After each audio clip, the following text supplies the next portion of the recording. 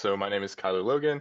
I took Prep for Success tutoring for about 3 or 4 months to prepare for my LSAT. So when I started before Prep for Success, I was scoring in the low 160s. I needed some help with logic games specifically, as well as a little bit of cleaning up with the other sections. And yeah, the tutors were extremely helpful, and I was able to score 172 when I took the test in November. One thing was, the pricing was like very competitive. It was a lot better than a lot of the other tutoring services I was looking at, and the comparative quality was absolutely there.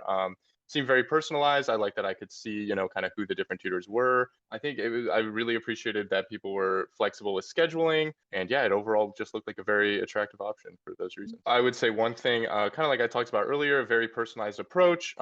They really treat you like an individual, and your tutor's really good at working with you to think like, look at your specific weaknesses on the test and help cover those up. So I would say the biggest thing that I would tell someone is good about Prep for Success is definitely the individualized and specific personal attention that is given to you by the tutors.